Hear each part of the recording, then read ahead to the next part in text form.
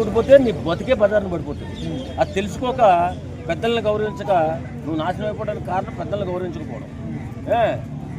మంచి వ్యక్తులు పవన్ కళ్యాణ్ లాంటి వ్యక్తులు కూడా ఉచ్చనీచాలు లేకుండా నీ నోటుకొచ్చినట్లు నీ అహంకారంతో నీ డబ్బు బలంతో ఒలిపెక్కి కొట్టుకుంటూ ఆయన వెనక దేవుళ్ళ లాంటి పవన్ కళ్యాణ్ గారి వెనకాల ఒక సామాజిక వర్గం బలమైన సామాజిక వర్గం ఉందని కూడా గుర్తించకుండా పవన్ కళ్యాణ్ని అవమానిస్తే ఆ సామాజిక వర్గాన్ని అవమానించినట్లే నువ్వు గుర్తించకుండా అవమానించావు, పాతాళానికి పోయావు.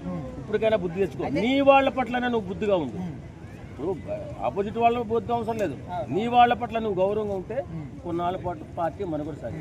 ఇప్పుడు పవన్ కళ్యాణ్ గారు అధికారంలో ఉన్నా లేకపోయినా ఎప్పుడు కూడా ప్రజల కోసం ఆలోచిస్తారు. సో అట్లాంటి ఒక గొప్ప వ్యక్తి గురించి అసలు మాట్లాడే అర్హత ఈయనకు ఉందా అని క్వశ్చన్. ఈ నక్కకి నాగలోకానికి ఉన్న తేడా జగన్ ఎక్కడ పవన్ ఎక్కడ? పవన్ మనుషుల్లో దేవుడు, జగన్ రాక్షసు. ఆ రాక్షసు పరిపాలన చేశాడు, దోపిడి దొంగ.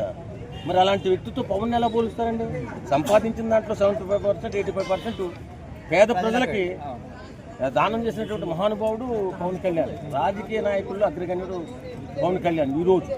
అలాంటి వ్యక్తిని ఇప్పటికీ కూడా అహంకారం తగ్గించుకోకుండా ఏదో చేస్తానని చెప్తాను. ఏం చెప్తావు నువ్వు? ఏదైనా నువ్వు చేసేది సొంత డబ్బుతో చేయలేదు. సొంత డబ్బుతో చేసిన రాజకీయ నాయకుడు పవన్ కళ్యాణ్.